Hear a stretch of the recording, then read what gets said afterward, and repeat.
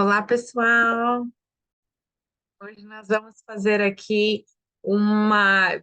Parei com o chat para a gente poder fazer então o Q&A. Vamos tentar fazer em 30 minutos, como eu passei, fiz 40 no inglês, mas que a gente vai tentar fazer em 30 minutos para a gente poder cobrir as perguntas básicas que a gente cobriu no telefonema anterior.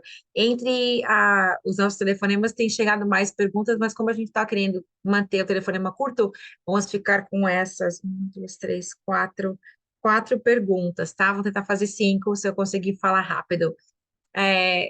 Vamos tentar fazer uma outra sessão dessa quando vocês estão na ligação, porque aí vocês podem perguntar mais detalhes sobre o que está acontecendo, tá? Ah, ok. Tem os telefonemas, perguntas continuam aparecendo. Próxima vez chega com mais antecipação essas perguntas para a gente poder, então, cobrir essa informação toda. Então, hoje, eu pedi para vocês enviarem perguntas no inbox ou responderem pelo aquele link, clicando naquele QR Code, para que as perguntas que vocês mais têm, que vocês não querem perguntar em público, possam ser respondidas, tá? Então, a primeira. ah, tá chegando. Ok, vamos lá, vou deixar essas perguntas para lá. A primeira pergunta que eu queria responder é sobre de um cliente americano que falou para mim, Ana, eu vou ter que desligar esse som, né? Para a gente não ficar escutando tocar. Eu tenho, tenho um cartão de crédito de 0% que mês passado foi para 29,9%. Acabou a promoção de 0% e agora eu vou começar a pagar interest rate, que é aquele valor que você tem que pagar o cartão de crédito quando você não paga o valor total do extrato. O que que eu faço? Então, nas minhas classes, ele é um cara que está fazendo os cursos financeiros comigo e ele entende que pagar esses interest rates, pagar finance charges não é uma estratégia inteligente. Então, se você tem cartão de crédito e você está pagando todo mês uma fee, que é aquele valor que, além do que você emprestou, é aquela fee que eles cobram de você, então nós precisamos sentar para fazer uma estratégia para você parar de pagar esse valor. Não porque você não deve pagar para eles, porque isso não vai ajudar o seu crédito, mas porque isso é um dinheiro que você paga e que você nunca recupera, tá? Então, quando a gente trabalha bastante, quando a gente guarda o nosso dinheiro, quando a gente tenta criar um patrimônio, a gente fica dando dinheiro para o banco, a gente não vai chegar no nosso alvo com tanta rapidez. Então, o meu trabalho é ensinar você a ter esse crédito, mas não pagar para o banco esse valor extra, tá? Então, o que eu faria se eu fosse esse cliente que chegou, estava até agora com 0%, mas agora o cartão de crédito subiu para 29,99%, e agora ele olhou para o meu extrato e falou, meu, o valor que eu paguei da minha mensalidade foi quase todo para o interest, ao invés de ir para o principal, né, para a taxa, ao invés de ir para o principal da conta. E ele ficou apavorado. Então, se você tem bom crédito, a melhor coisa que você vai querer fazer é aplicar para um outro cartão de crédito com 0% que não tem aquela yearly fee. Muitos cartões agora no mercado, inclusive, tem aí 15 meses de 0%. Se você tem bom crédito, você recebe muitas dessas ofertas no seu correio ou no seu e-mail, aplique para mais um desses cartões. A população brasileira ela tem medo de cartão de crédito, mas é um produto que é muito interessante. É como se você estivesse emprestando da sua família sem ter que pagar juros para eles, tá? Então, o cartão de crédito é a ferramenta maravilhosa para você ter, além de você poder emprestar sem pagar juros nesses 0% por esse tempo que eles te dão, você aumenta o valor de crédito disponibilizado para você. E o terceiro benefício é que quando você trata o cartão de crédito com responsabilidade, você aumenta o seu score, a sua nota fiscal aqui nos Estados Unidos. Então, para você fazer negócios aqui nos Estados Unidos, você precisa ter uma nota fiscal, credit score, alto, mais perto do 800 possível. Quanto mais cartões de crédito você tem que você usa responsavelmente, você aumenta esse número. Você precisa ter um bom mix de empréstimos, não só de cartão de crédito, mas sim carro, casa, empréstimos pessoais, e também cartão de crédito. Então, o cartão de crédito ele pesa bastante quando você o usa. Bem, você tem um bom crédito score. Quando você não usa, você abaixa o seu cartão de crédito, o seu score. Então, quando você tem bastante em crédito, Você pode usar esse crédito para emergências, você também pode dar para ajudar você a crescer o seu credit score. Então, aplique para outro cartão que não te cobra nada anual e te dá o 0% por um longo período de tempo.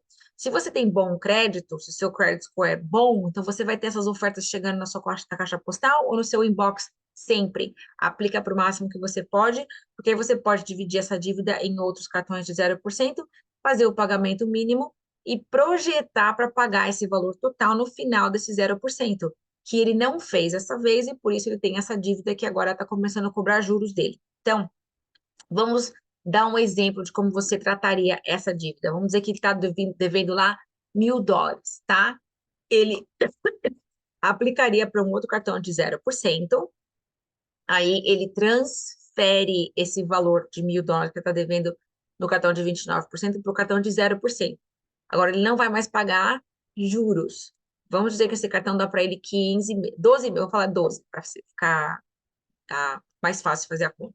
Um ano, 0%. Então, vou fazer uma matemática com vocês. Você vai pegar o $1.000 e vamos dizer que o cartão pede 25 mínimo por mês, o mínimo. Então, ele vai pagar o mínimo. Ele não vai pagar a mais. E eu vou ensinar o porquê para você, por que você não paga a mais, como eu já ensinei em outras classes, tá? Ele vai fazer o $1.000, ele vai dividir esse valor por 12. Então, o que ele deve total, dividido pelo número de meses, que é 0%. Então, nesse caso, $1.000, 12 meses. Seria $83 por mês. Mas ele vai pagar o mínimo. Então, vamos dizer que o mínimo mensal que eles estão falando é $25. Então, fazer 83 menos os 25, o que vai ficar sobrando é 58. Ao invés de depositar os 25 mais os 58 todo mês para começar a eliminar esse valor, como você não está sendo cobrado nenhum juros em cima desse valor de $1.000, uma estratégia mais inteligente para você acelerar o seu dividendo é pagar o mínimo 25 no cartão e a diferença que seria os 58 nesse caso, colocar em uma conta que te dá juros compostos garantidos. Então, paga os seus 25, não gasta os 58 diferente, pega esses 58 e coloca em uma conta onde vai crescer em juros compostos para você. Porque aí o que acontece? Quando chegar no mês número 12, você vai conseguir tirar dessa conta de juros compostos, pagar o valor total que resta e o que sobrou de juros que acrescentou durante esse ano todo é seu dinheiro que você ganhou, então dinheiro que fez dinheiro para você. Como o cartão de crédito não está cobrando nada de percentual para você de juros, então você não perdeu em pagar para eles. Vamos dizer que você não abre essa conta de high yield, de juros compostos, e deposita esses 83 no cartão, e aí acontece uma emergência. Agora você não tem da onde tirar o dinheiro e você tem que novamente passar o cartão e acrescentar mais dívidas, ao invés de eliminar as dívidas. Então, por isso que você tem que criar uma maneira de você estar guardando esse dinheiro, ter liquidez dele para se acontecer alguma coisa, você tem da onde tirar e não precisar passar o cartão de crédito para acrescentar as suas dívidas.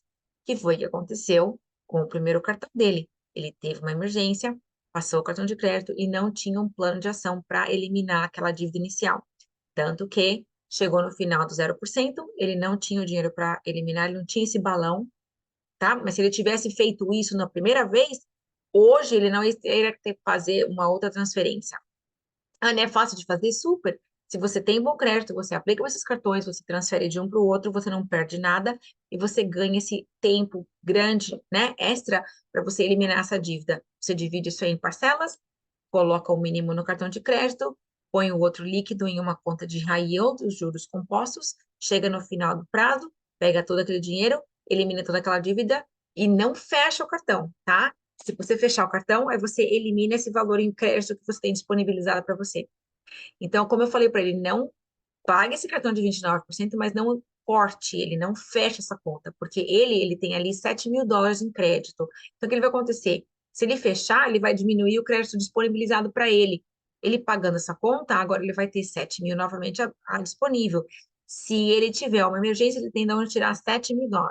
Ele não vai querer ficar usando esse cartão para fazer compras porque que ele não vai ter retorno por isso, porque se ele não pagar essa conta, ele vai ter 29 e juros que ele tem que pagar, 29%. Mas se ele tiver uma emergência, ele tem como pagar essa conta. Ele vai ter 30 dias para resolver como que ele vai arrumar esse dinheiro para pagar essa conta de emergência. Então, não fecha aquela conta. Porque o APR é alto não quer dizer que é uma conta ruim. Ele vai estar te dando bom crédito. E outra coisa, ele ajuda na melhora do seu credit score. Então, deixa essa conta aberta, não fecha essa conta. Uma outra coisa que ele vai querer fazer, vamos dizer que ele não tem essas ofertas de cartão de crédito essa de 0%, ou sei lá, cartão mais baixo, ou oferta de cartão nenhum. Vamos dizer que ele está com um mau crédito e que ele não tem nenhuma oferta. Então, o que ele vai fazer? Ele vai primeiro ver se ele consegue emprestar isso do emergency fund dele. Então, se ele já passou para as nossas classes, ele aprendeu que ele tem um savings, que ele tem que ter uma poupança da onde ele tirar em casos assim, esse momento é o momento de tirar das emergências. Ai, Ana, emergência mais emergência, emergência. Sim, é pagar juros de um cartão é um crime.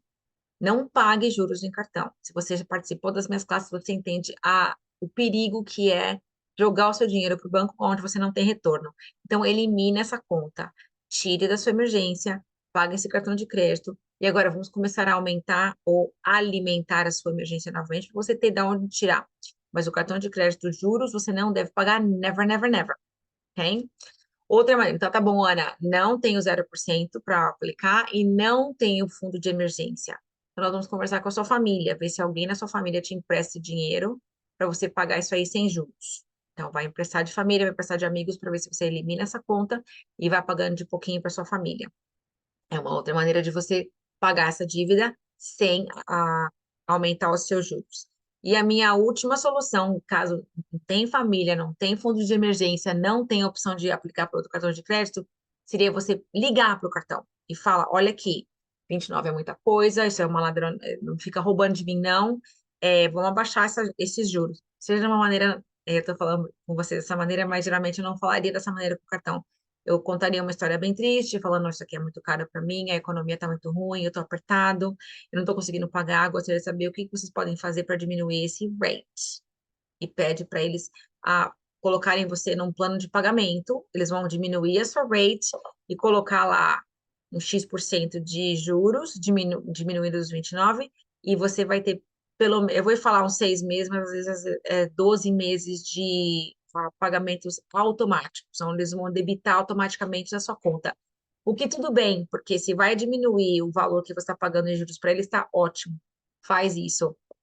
Se você tem uma segunda conta, né, uma conta de, de poupança, onde você deixa um dinheiro parado lá que eles não têm acesso, sempre deixa o seu dinheiro naquela poupança lá, porque aí todo mês eles vão debitar daquela conta e você então pode aproveitar dos juros menores. E uma outra coisa que eu falaria é o seu pagamento sendo automático, você não vai precisar fazer isso. Mas se o seu pagamento não for automático, liga para eles antes de fazer o pagamento. Eu ligaria 2 dias antes do pagamento ser due e falaria que eu estou ligando para fazer o pagamento por você no telefone e queria perguntar para você se tem alguma maneira de você me dar um crédito. O mês passado eu fiz um pagamento de, vamos dizer, US$ 100 e 30 foi para o principal e os 70 foi para juros. Você poderia me retornar um pouco desse dinheiro que foi para os juros? E pergunta. Se você não perguntar, você tem certeza que eles não vão te devolver esse dinheiro, porque eles não vão devolver porque eles são bonzinhos para você ou porque você é bonitinha, tá? Mas se você ligar e perguntar, todo agente desses tipos de companhia, eles têm um valor mínimo que é estipulado para cada agente que eles podem fazer esses tipos de crédito. Então, se ele tiver disponibilizado ali o valor X na sua conta, ele vai te dar esse crédito. Se você quiser mais, mês que vem você faz a mesma estratégia. Liga 2 dias antes de fazer o pagamento, pergunta lá, eu estou fazendo pagamento online agora, estou fazendo pagamento com você, telefone, eu gostaria de pedir por um crédito. O mês passado foi cobrado X dólares de finance charges de mim, você poderia me dar algum valor desse de volta? Ele fala, pera um pouquinho só, eu vou dar. Fica lá silencioso, aí ele bota, vou poder dar lá US$ 3, US$ 5. O que ele der para você é ótimo. Por quê? Porque mais vai retornar para você o que você já pagou para ele em interest charges, ok? Então, essa seria uma estratégia que eu faria todo mês até você eliminar essa conta inteira. O máximo que você, nesse caso, se você não conseguir pagar ele inteiro, e estiver pagando interest rates, então agora você vai trocar de estratégia. Você não vai pagar só o mínimo, você vai pagar o máximo que você vai poder pagar. Por quê? Porque quando você deve para o cartão, além, se você deixou de dívida, né, você não conseguiu pagar o extrato completo mês passado, todos os dias você tem um interest que vai ser cobrado extra para você. O interest, né, os juros é cobrado diariamente. Ele não é postado na tua conta diariamente, ele é postado uma vez por mês, mas é cobrado diariamente. Então, se no dia primeiro você pagar US$ 100, você vai pagar juros em US$ 100 a menos. Se você pagar US$ 500 no primeiro dia do mês, quando chegar no último dia do mês, você vai pagar US$ 500 a menos. Se você pagar no dia 20, você vai pagar mais, porque você ficou 20 dias antes de pagar a conta. Então, se você tem US$ 50 hoje, paga lá 25 amanhã, US$ 3 amanhã, US$ 10 amanhã, paga no máximo o maior volume que você puder pagar rápido, porque todos os dias está cobrando imposto de você. E aí, no final do dia, no final do mês, eles cobram aquele um valor X, mas ele é calculado diariamente. Então, se você está devendo para o cartão de crédito, pague o máximo que você possa pagar hoje. O primeiro dia que você pode jogar dinheiro lá, joga, porque aí você vai pagar menos juros no valor total mensal até acabar ele completo, tá bom? É, se você não tem uma estratégia, gente, me liga, conversa comigo, eu faço uma estratégia com você, senta, a gente desenha o melhor para você pagar suas dívidas. Isso não tem só a ver com cartão de crédito, mas sim seu carro, sua casa, tudo que é dívida que você tem uma estratégia. Porque se você não tem uma estratégia, você está pagando pro banco esses juros, tá? Deixa eu só dar um golinho aqui de água. Segunda pergunta. Casas agora. Compro ou não compro? Se não, você não for comprar. Se você.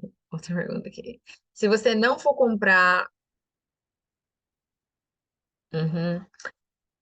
Se você não for comprar cash, você está comprando com um empréstimo, tá ruim por causa dos interest rates. Os bancos estão cobrando super caro os juros, né? Então, compro ou não compro agora? Deixa eu esperar os juros abaixarem ou compro agora?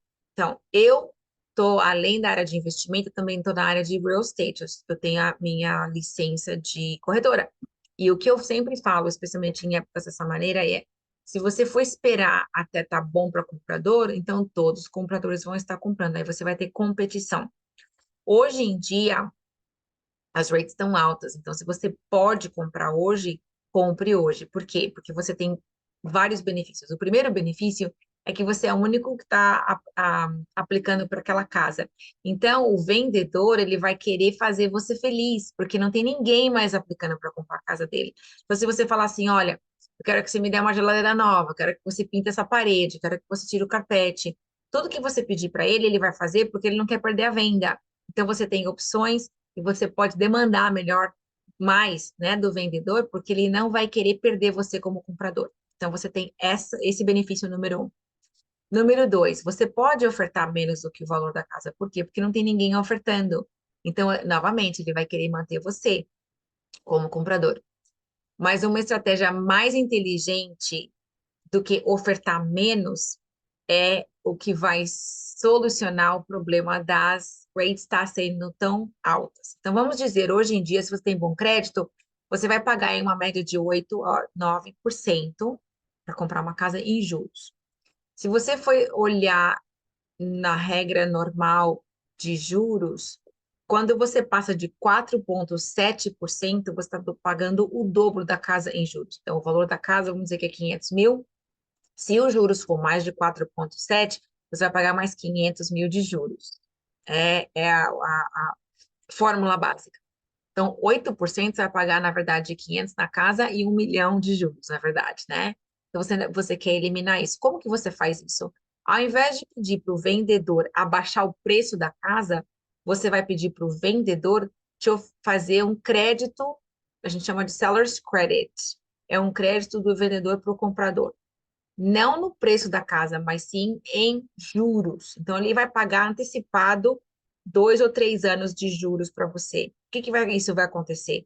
vai diminuir o APR seu, vai diminuir o valor em percentual que você está pagando anual, e também vai diminuir o valor que você está pagando mensalmente na parcela da sua casa.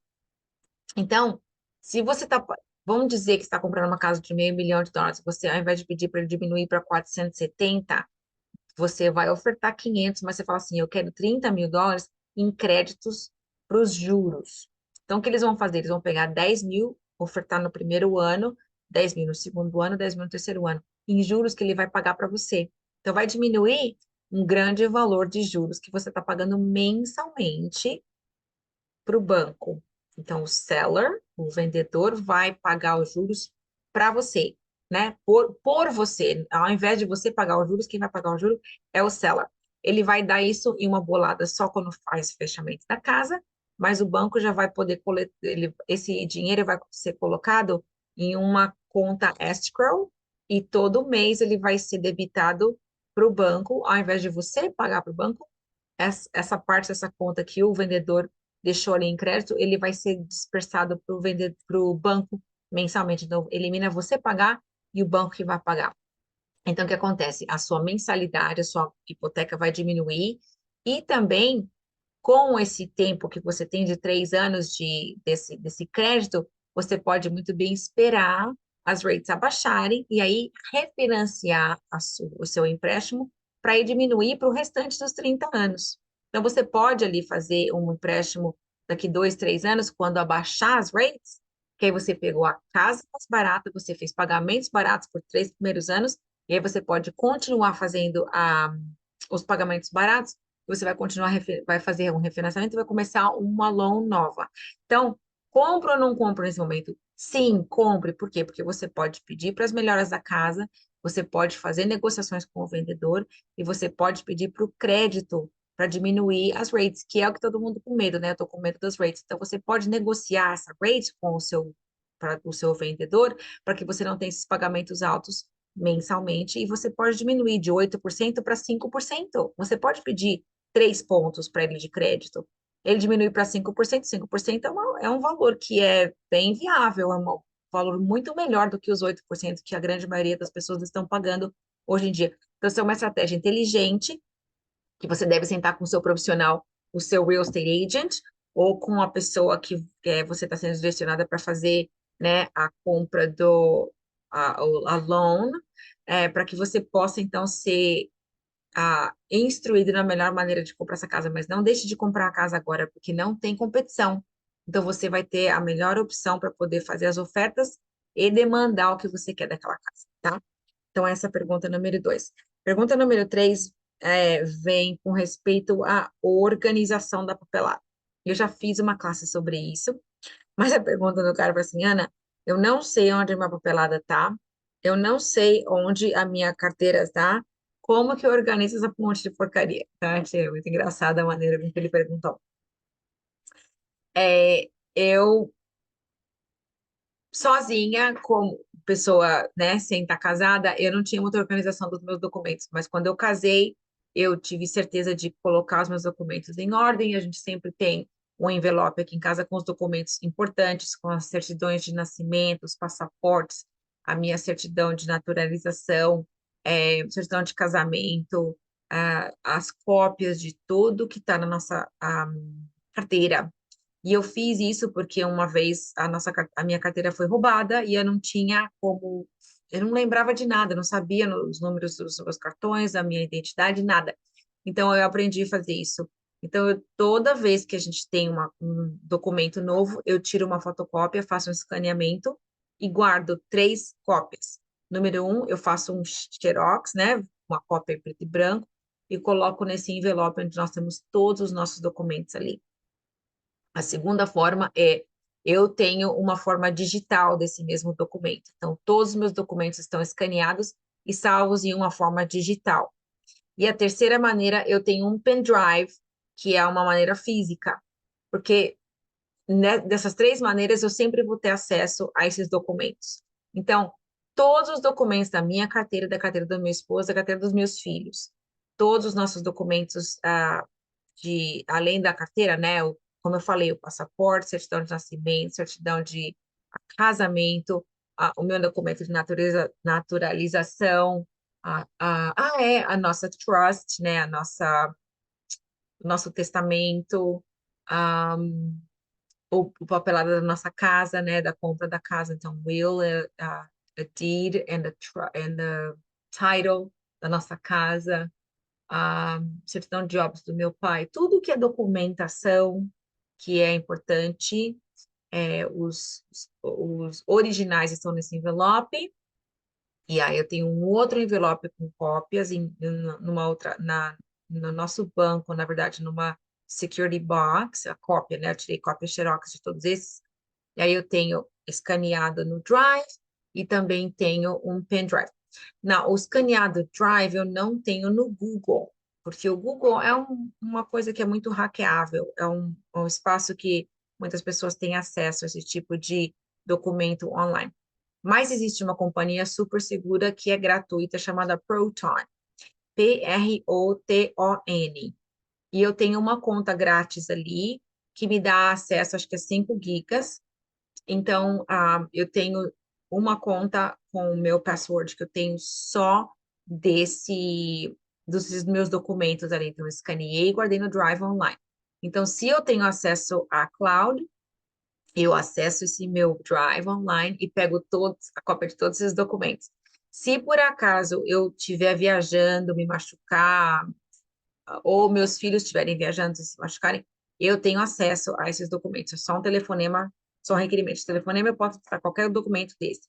Se eu não tiver acesso online, porque a Grid desapareceu, essa companhia faliu, whatever, eu tenho em papel aqui na Safe Deposit Box no banco e também tenho o hard drive, a qual eu tenho aqui, eu tenho um aqui, tenho na minha bolsa, e eu faço um update deles uma vez cada 6 meses. Os documentos que a gente tem não trocam muito.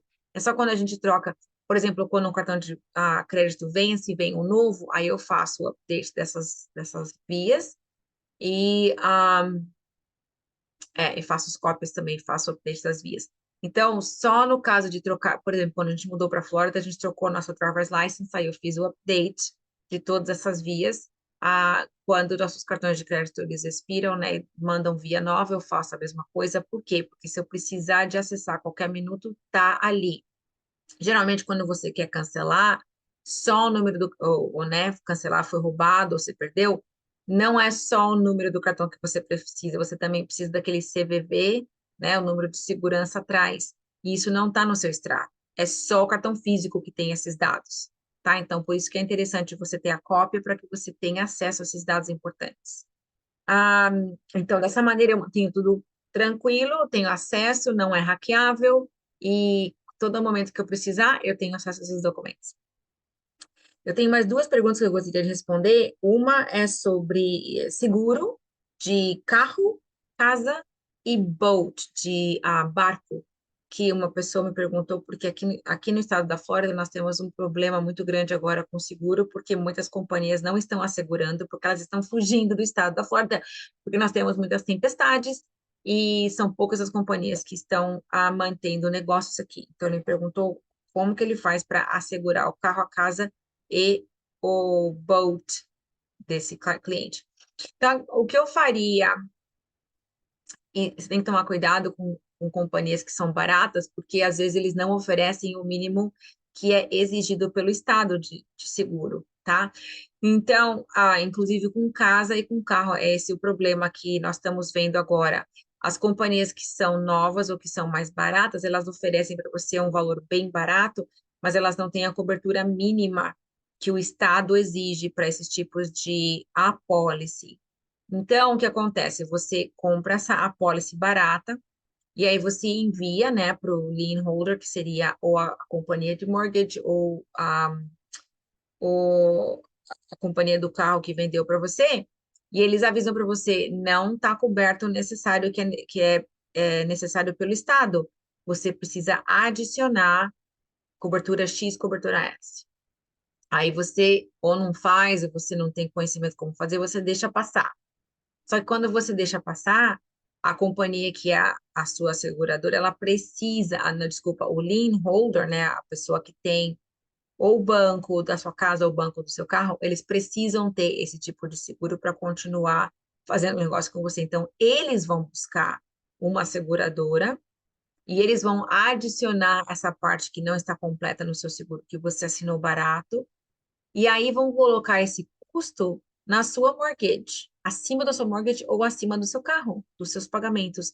Então, quando você está pensando que está pagando, você está pagando um pouquinho mais. Por quê? Porque você tem que pagar esse seguro que você não buscou, que você não estabeleceu, mas que eles têm que buscar para eles poderem continuar com tudo aquilo debaixo das leis.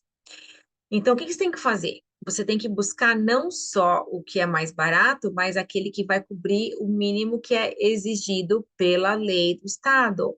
Então, seja cauteloso na hora de fazer quote. Quando você está fazendo, buscando o mais barato, ele não cobra o necessário que o seu contrato exige, tá? Se por acaso você receber uma carta do seu seguro dizendo que você não está assegurado o suficiente, você está abaixo dos requisitos, vai e faz isso com rapidez, porque se você não fizer, eles mesmos vão fazer e vão te mandar a conta.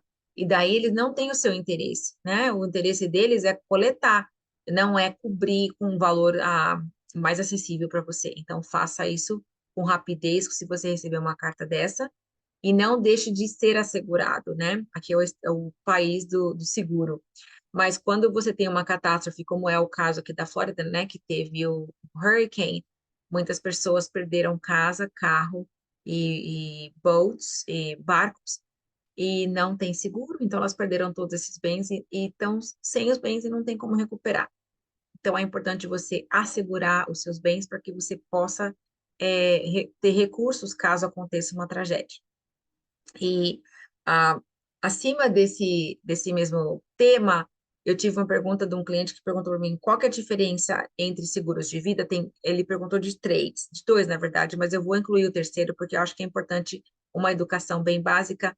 E se você quiser mais detalhes, eu posso passar isso para você. Mas ele falou assim, qual a diferença? Ele falou assim, eu vejo reclames de cobertura de US$ 1 milhão de um produto que chama termo. Mas o que que é a diferença entre termo e de whole life? Então, o termo é o seguro que seria o mais barato.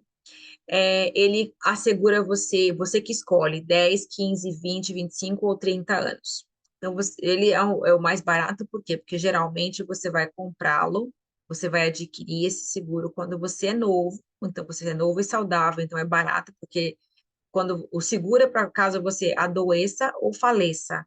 Geralmente, uma pessoa saudável e nova não vai adoecer ou não vai falecer. Então, o percentual de risco deles é pequeno, então por isso que eles podem oferecer um produto barato para você. Então, hoje é que você tem lá seus 25, 27, 30 anos, você compra um produto para 30 anos, quando você tiver 60 anos, você ainda é assegurado. Aí, naquele momento, você já não é mais jovem, você já não é mais tão saudável, mas você não está morrendo. Muitas pessoas de 60 anos estão super saudáveis, super vitais. Então, o que acontece? Por 30 anos você pagou esse produto, que é barato, mas por 30 anos você não coletou o benefício dele. Você foi assegurado, então, caso você ficasse doente, caso você morresse, você teria o seguro, mas como você não morreu, não adoeceu, eles coletaram esse dinheiro todo, eles não pagaram você, então eles ficaram mais ricos e você ficou assegurado. Então, esse é o produto termo. Já o produto whole life é um produto que é um pouquinho mais caro. Por quê? Porque ele não expira. Você, ele vai ficar com você até você morrer. E quando você morrer, eles vão te pagar. Então, ele é calculado, a mensalidade dele é calculada no fato de que eles vão te pagar. Então, não é se você viver até 60, até 70, e não importa quantos anos você viver. Se você viver até 150, o dia que você morrer, eles vão te pagar. Se você viver até os 20, eles vão te pagar. Eles vão te pagar independente, por isso que chama whole life, porque essa é para a vida toda, não é term life. Term é por um termo, whole é para a vida toda. Então, você vai pagar esse valor pequeno aí, você pode estipular para parar de pagar uma idade específica, mas esse dinheiro vai retornar para você em benefício quando você morrer. Não para você, mas para os seus beneficiários. Esse é o tipo de produto, esses dois, o termo e o whole, que eu falei para você, é o mais tradicional. Mas hoje em dia existem produtos mais desenvolvidos aonde você tem acesso a esse dinheiro.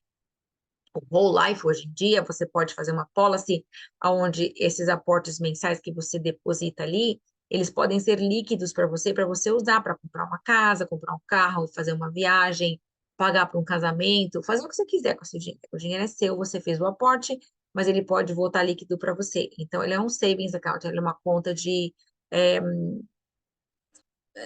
poupança onde você tem acesso a esse dinheiro. Então, não é que ele está só esperando você morrer para os seus beneficiários receberem, mas que você mesmo tem acesso ao dinheiro.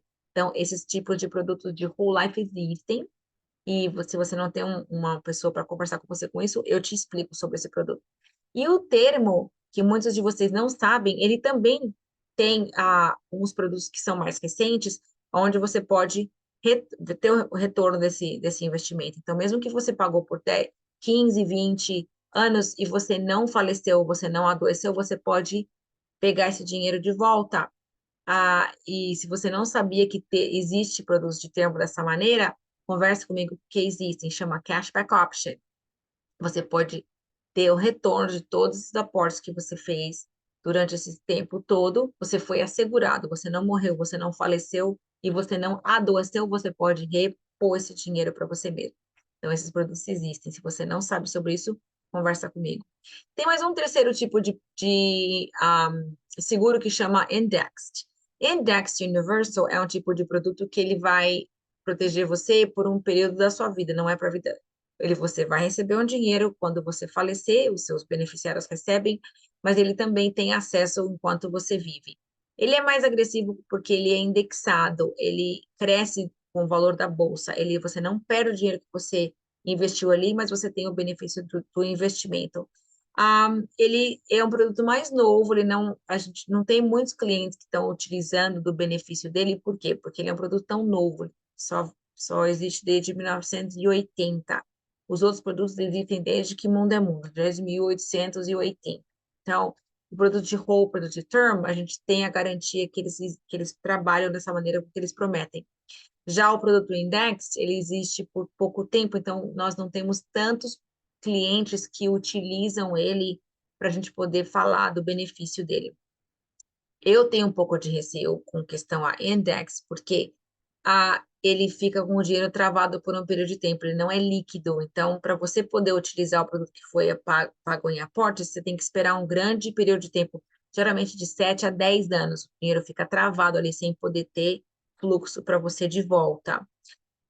E outro negativo desse produto é que a partir de um tempo onde, vamos dizer que você pague ele até os seus 70 anos, aí você para de pagar, ele começa a utilizar do valor dele mesmo para se pagar, e quando você chegar nos 80, 85 anos, você não vai ter o que deixar para os seus filhos, então ele vira zero, ele se elimina, então chega num momento que você não paga, mas ele também utiliza desse dinheiro para se manter, né, os seguros ficar mantido ali, e chega numa hora que ele não vale nada.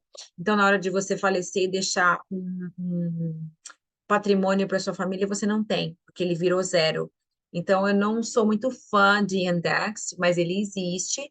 E se você gosta de ficar em cima do seu produto, né, observando o crescimento dele, você gosta de ver um retorno mais agressivo, um retorno maior, que você tem estômago para um investimento mais agressivo, ele é um produto inteligente, que às vezes você pode esperar ele ficar travado ali por um período de tempo, deixar ele crescer, e após esses 10 anos, tirar ele dali, liquidá-lo para você poder usar esse dinheiro para outra coisa. Existem produtos que fazem a mesma coisa com o melhor retorno e mais líquido, mas tem pessoas que falam desse produto. Então, eu não vou falar para você que ele não existe, que ele não é bom. Tem situações que ele pode ser usado, mas eu não sou fã, mas ele existe. Então, essas são as diferenças entre term, whole e index. Então, essas perguntas foram o que a gente vai responder hoje. Eu tenho mais umas 3 perguntas sobre outros itens, mas eu vou deixar para responder para a gente poder manter esse telefonema no tempo exato que a gente tinha programado. Um beijo para vocês, muito obrigada pela sua participação e a gente vai se falando. Tchau!